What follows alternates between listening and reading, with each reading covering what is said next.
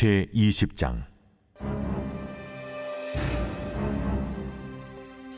임멜의 아들 제사장 바스훌은 여호와의 성전의 총감독이라. 그가 예레미야의 이 일을 예언함을 들은지라. 이에 바스훌이 선지자 예레미야를 때리고 여호와의 성전에 있는 베냐민 문 위층에 목에 씌우는 나무고랑으로 채워두었더니, 다음날 바스훌이 예레미야를 목에 씌우는 나무고랑에서 풀어주매 예레미야가 그에게 이르되, 여호와께서 내 이름을 바스훌이라 아니하시고 마골 미사빕이라 하시느니라. 여호와께서 이와 같이 말씀하시되, 보라, 내가 너로 너와 네 모든 친구에게 두려움이 되게 하리니 그들이 그들의 원수들의 칼에 엎드려질 것이요 네 눈은 그것을 볼 것이며 내가 온 유다를 바벨론 왕의 손에 넘기리니 그가 그들을 사로잡아 바벨론으로 옮겨 칼로 죽이리라. 내가 또 이 성읍의 모든 부와 그 모든 소득과 그 모든 귀중품과 유다 왕들의 모든 보물을 그 원수의 손에 넘기리니 그들이 그것을 탈취하여 바벨론으로 가져가리라. 바스후라, 너와 네 집에 사는 모든 사람이 포로되어 옮겨지리니 내가 바벨론에 이르러 거기서 죽어 거기 묻힐 것이라. 너와 너의 거짓 예언을 들은 내 모든 친구도 그와 같으리라 하셨느니라. 여호와여, 주께서 나를 권유하심으로 내가 그 권유를 받았사오며 주께서 나보다 강하사 이기셨으므로 내가 조롱거리가 되니 사람마다 종일토록 나를 조롱하나이다. 내가 말할 때마다 외치며 파멸과 멸망을 선포함으로 여호와의 말씀으로 말미암아 내가 종일토록 치욕과 모욕거리가 됨이니이다. 내가 다시는 여호와를 선포하지 아니하며 그의 이름으로 말하지 아니하리라 하면 나의 마음이 불붙는 것 같아서 골수에 사무치니 답답하여 견딜 수 없나이다. 나는 무리의 비방과 사방이 두려워함을 들었나이다. 그들이 이르기를 고소하라, 우리도 고소하리라 하오며 내 친한 봇도 다 내가 실족하기를 기다리며 그가 혹시 유혹을 받게 되면 우리가 그를 이기어 우리 원수를 갚자 하나이다. 그러하오나 여호와는 두려운 용사 같으시며 나와 함께 하심으로 나를 박해하는 자들이 넘어지고 이기지 못할 것이오며 그들은 지혜롭게 행하지 못함으로 큰 치욕을 당하오리니 그 치욕은 길이 잊지 못할 것이니이다. 의인을 시험하사 그 패부와 심장을 보시는 만군의 여호와여, 나의 사정을 주께 아뢰었사온즉 주께서 그들에게 보복하심을 나에게 보게 하옵소서. 여호와께 노래하라, 너희는 여호와를 찬양하라. 가난한 자의 생명을 행악자의 손에서 구원하셨음이니라.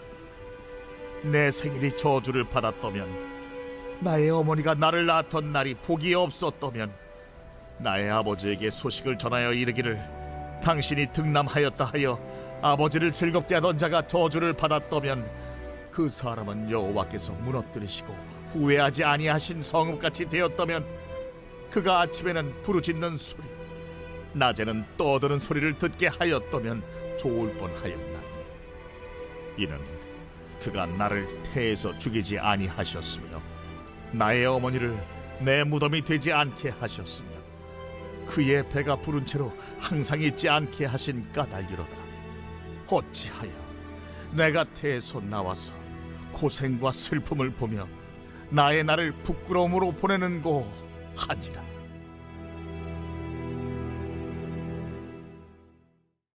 (2022년 3월 4일) 새벽 하나님의 말씀은 예레미야 20장 1절부터 18절입니다.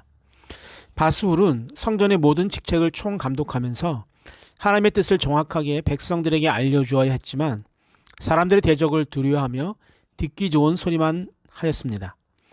그래서 예레미야의 앞으로 일어날 일에 대한 예언의 말을 듣는 것이 힘들었습니다. 바스울은 선지자 예레미야를 때리고 여호와의 성전에 있는 베냐민 문 위층에 목에 씌우는 나무 고랑으로 채워두는 행동까지 합니다. 그래서 하나님을 두려워하지 않고 사람들을 두려워했던 바스울의 이름을 사방으로부터의 공포라는 뜻인 마골 밋사빕이라고 바꾸어 주십니다. 우리가 진정으로 두려워하는 분은 하나님임에도 우리는 다른 무엇인가를 두려워하며 살아갈 때가 많이 있습니다. 하나님보다 직장의 상사나 조직의 힘을 더 두려워하고 하나님보다 돈의 파워나 사람들의 인기나 명예에 더 전전긍긍할 때가 많습니다. 하나님을 가장 두려워하는 사람은 그 무엇도 두려워하지 않게 되고 또 두려워할 필요도 없습니다. 거짓 사역을 일삼는 바스울에게 하나님은 잔혹한 형벌을 내리십니다. 그것은 개인적인 형벌에 그치지 않고 그의 집안은 물론 친구와 그가 속한 공동체 전체가 원수들의 칼에 엎드려지는 것을 보게 될 것이고 유다 백성들이 바벨론의 왕의 손에 넘겨지고 칼로 죽임을 당하고 성읍의 모든 부와 소득과 귀중품과 보물 또한 원수들의 손에 넘어가고 바스울 자신과 그 집안의 모든 사람들이 바벨론으로 잡혀 끌려가서 그 이방 땅에서 죽게 될 것입니다. 어느 조직이나 공동체든지 좀 더 많은 책임을 맡고 더 큰 영향력을 미치는 사람이 반드시 있습니다. 교회도 마찬가지입니다.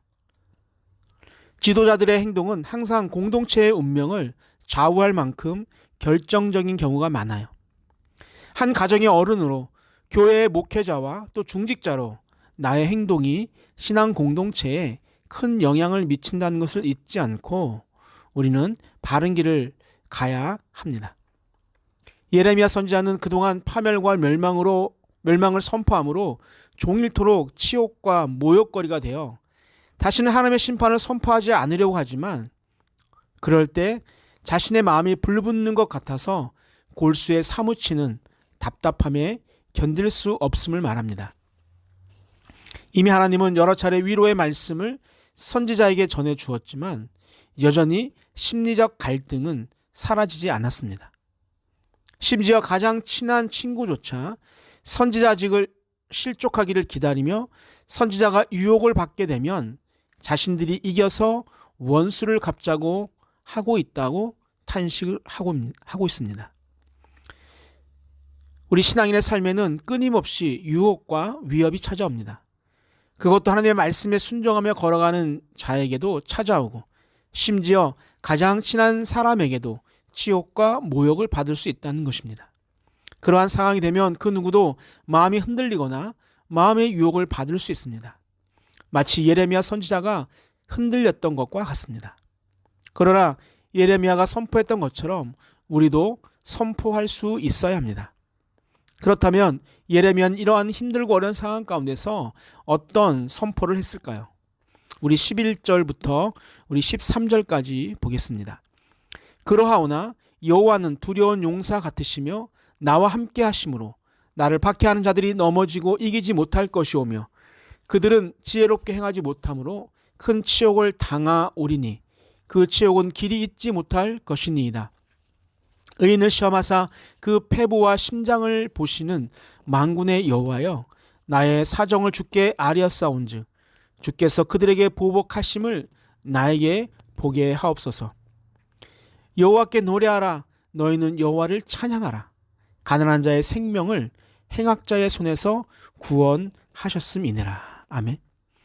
선지자는 자신이 처한 고통 속에서 두려운 용사의 모습으로 하나님이 자신과 함께 하신다는 사실과 또 자신을 힘들게 하는 자들에게 보복하시며 자신의 생명을 행악자의 손에서 구원하신다는 확신이 있었습니다. 하나님의 능력과 하실 일에 대한 확신은 다시금 그로 하여금 신앙의 평정심을 찾게 합니다. 우리도 예레미야 선지자처럼 작고 큰 어려움에 처할 수밖에 없습니다. 그때 우리는 무엇으로 그 어려움을 극복하고 평화를 찾으려고 합니까? 다른 것으로가 아닌 오직 하나님의 말씀을 묵상하며 하나님과의 교제를 회복할 때에만 진정한 평화를 회복할 수 있다는 것을 잊지 않기를 주님의 이름으로 축원합니다. 사랑의 하나님 아버지, 내가 진정으로 두려워하는 것은 무엇입니까? 하나님을 두려워하기보다는 세상의 것에 더 많이 두려움을 느끼며 살아가지 않게 하여 주옵소서. 온 세상의 주인 되신 하나님께서 나와 늘 함께하여 주심을 믿고 나를 두려움과 고통으로부터, 때로는 원수들로부터 구원해 주실 것을 확신하고 믿음으로 주님을 찬양하며 살아가게 하여 주옵소서. 늘 우리 곁에 머물며 나를 위해 싸우시는 감사하신 예수님의 이름으로 기도하옵나이다. 아멘. 우리 함께 기도할 제목이 있습니다. 첫 번째, 어떠한 어려움과 고난 속에서도 포기하지 않고 신앙을 지키게 하여 주옵소서. 두 번째, 세상을 두려워하지 않고 하나님을 두려워하는 삶을 살게 하여 주옵소서. 마지막, 주일 예배를 기도로 준비하게 하시고 예배를 통해 하나님의 마음을 느끼는 시간을 허락해 주옵소서. 우리 함께 기도하시겠습니다.